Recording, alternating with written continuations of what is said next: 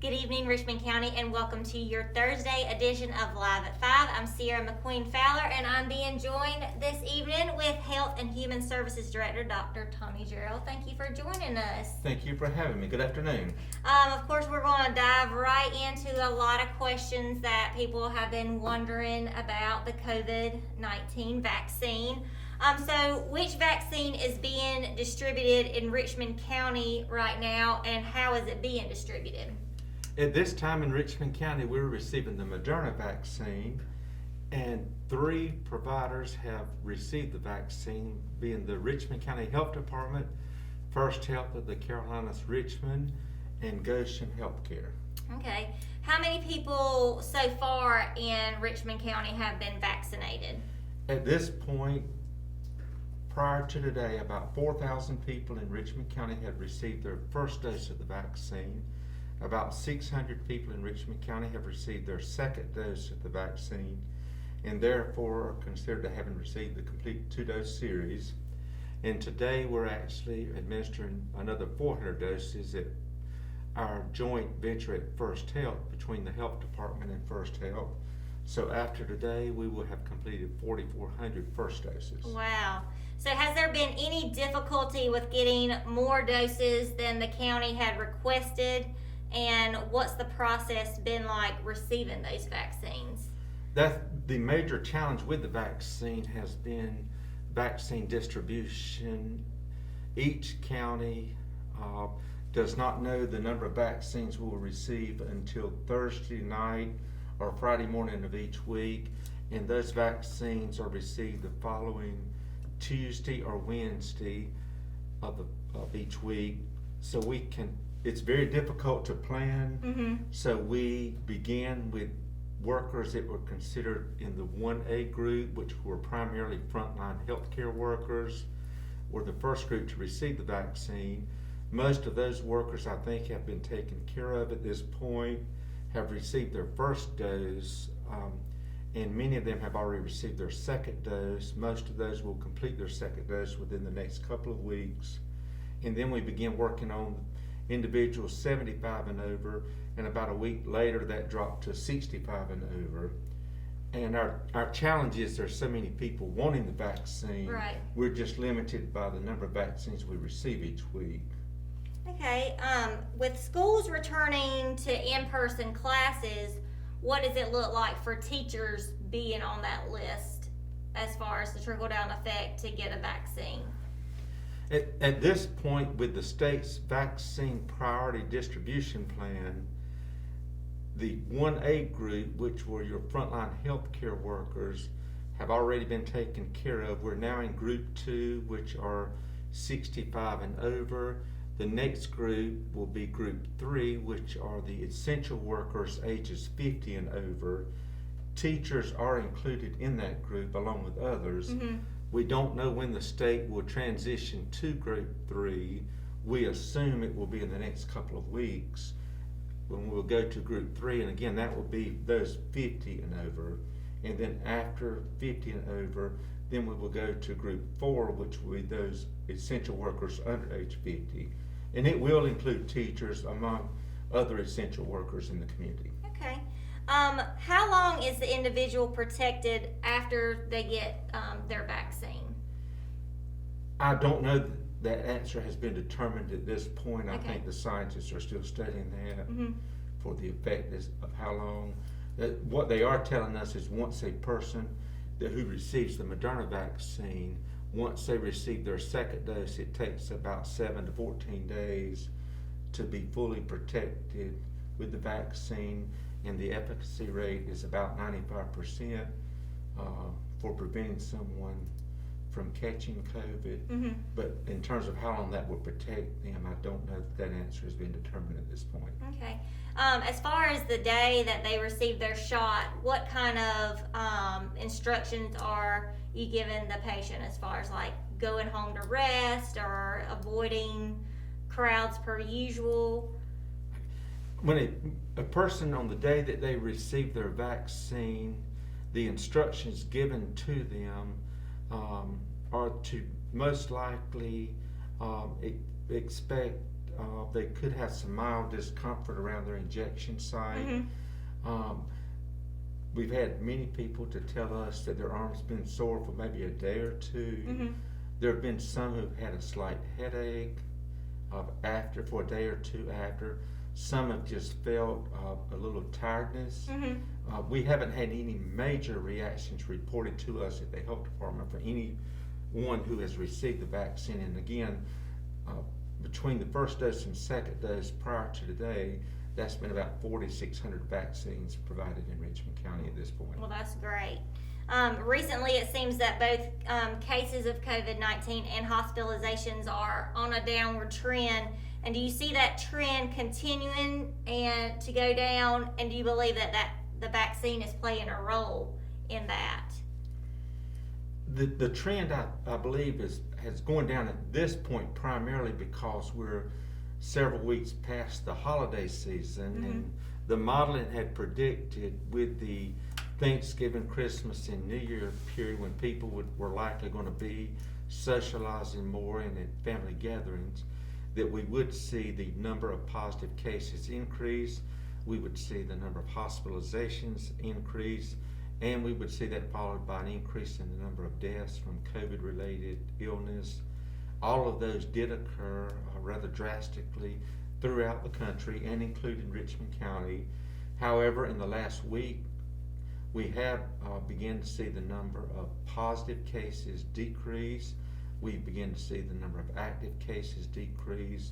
We're beginning to see a slight decrease in the number of hospitalizations, and we hope we have seen the peak in the number of deaths at this point. In terms of the vaccination impact, I don't know that we've had enough time at this point to feel an impact from the vaccinations, but I think we will begin to feel an impact from that very shortly, with the number of elderly being vaccinated, because that's the group that's most vulnerable to having serious complications from COVID. Right. And with you being part of the provider team, have you been vaccinated? I have. I received my second dose on Friday of this past week. And how did that go for you? It went good. Friday, I received my vaccine about 11 o'clock Friday morning. Friday evening, I did feel a little tired on Friday evening, more so than normal.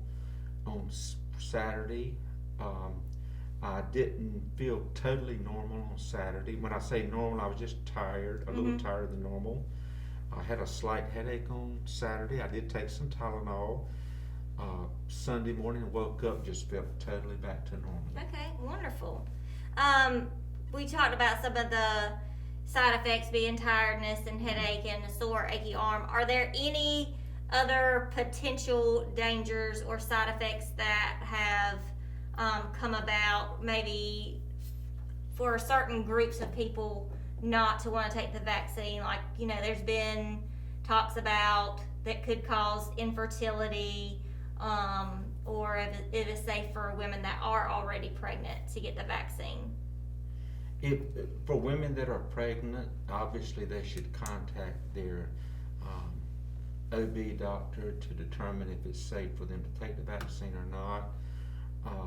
Anyone that's had prior reactions to a vaccine most likely should contact their medical provider to determine if they should take the vaccine or not.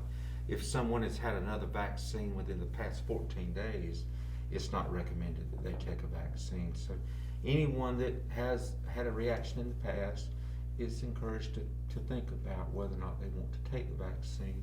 But for others, we certainly encourage everyone to strongly consider taking the vaccine so that we can hopefully get this virus under control and that all of us can try to return to our normalcy as much as possible. That would be, and as soon as possible. Absolutely, that'd be wonderful. If people have any questions about the vaccine or how they, might fall onto this list, is there a number that they could contact? We would encourage anyone to certainly visit our website at the Richmond County Health Department. That's richmondnc.com, and then click on the Health Department link. The Health Department also has a Facebook. We encourage anyone to contact. They can certainly contact the Richmond County Health Department by telephone. There are multiple places to find information. The CDC has some wonderful information on their website. The North Carolina Department of Health and Human Services has some wonderful information. Anyone that's age 65 and over who has not received their COVID vaccine or has not called to schedule an appointment, we would certainly encourage you to call 417-3030, 417-3030, and you would leave your name and telephone number, and someone will call you back to schedule your appointment. After this week, about half of the senior citizens in Richmond County 65 and over will have received their first dose of the vaccine. We're very pleased with the progress that's been made in Richmond County. But there's many others who have not scheduled their appointments, so we encourage our 65 and over population to get their appointments scheduled as soon as possible, so that we can then move on to the next essential worker group and work on that group to get those individuals vaccinated. We would love to vaccinate more, and we're vaccinating everyone we can every week. We've received 1,300 doses this week of the first dose vaccine, and we will give out 1,300 doses this week. We're giving out every dose we receive every week.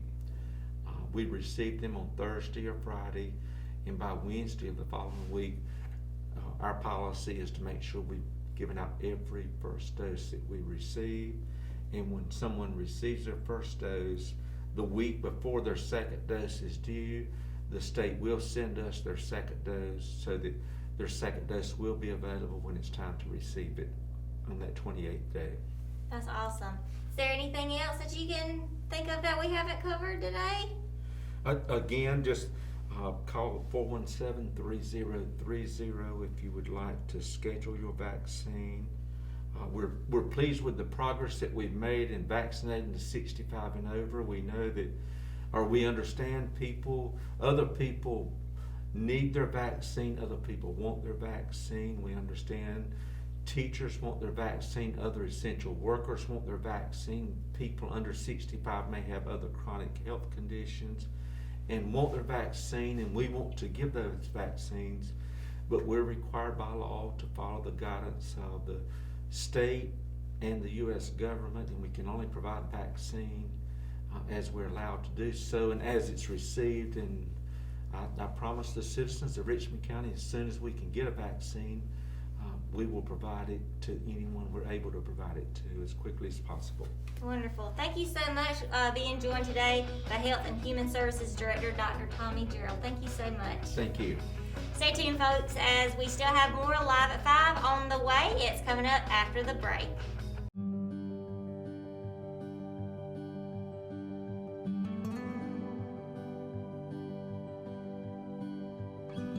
You were always more than my mom.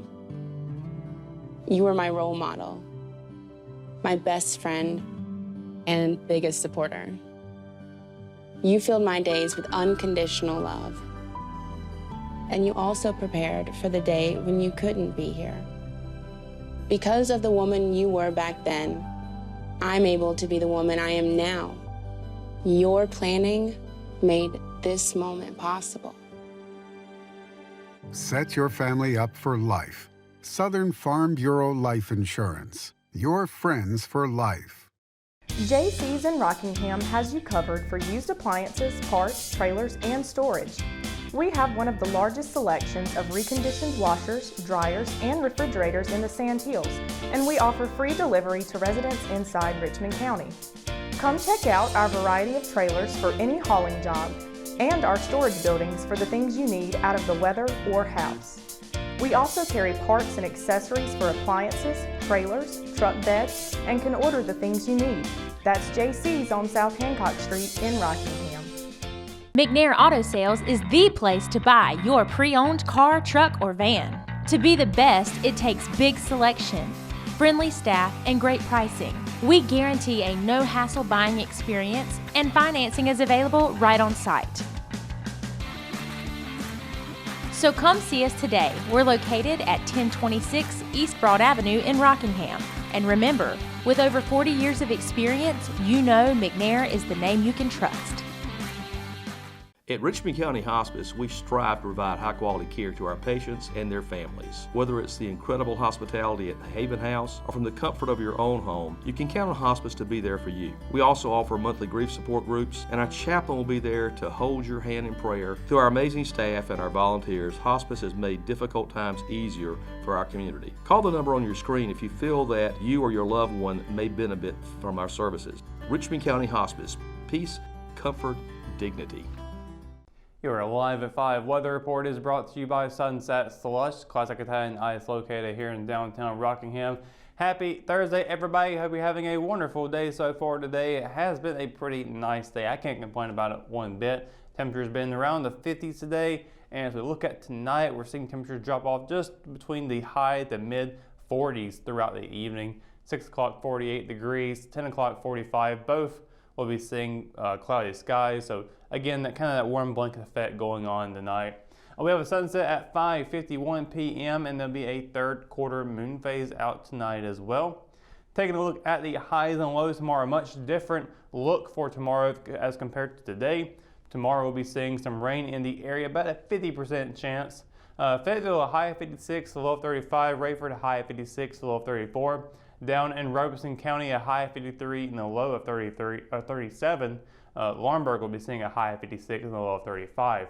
Up in Southern Pines, high of 55, low of 32. Ellerby, a high of 56 and a low of 32.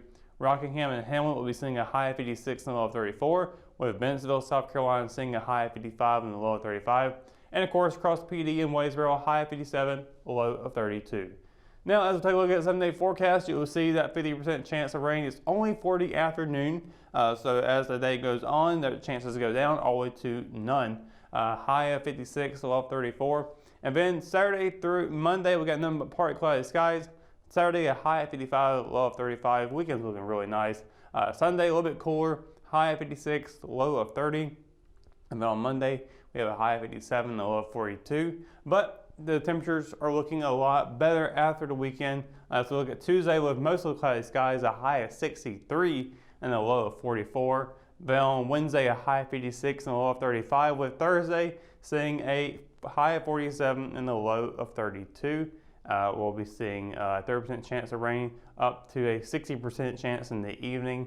Unfortunately, no snow is now in the forecast like we hoped we would see. That's gone away now, so but who knows, things can change up just as quickly as they did in the last 24 hours. But we'll keep you updated on that for sure.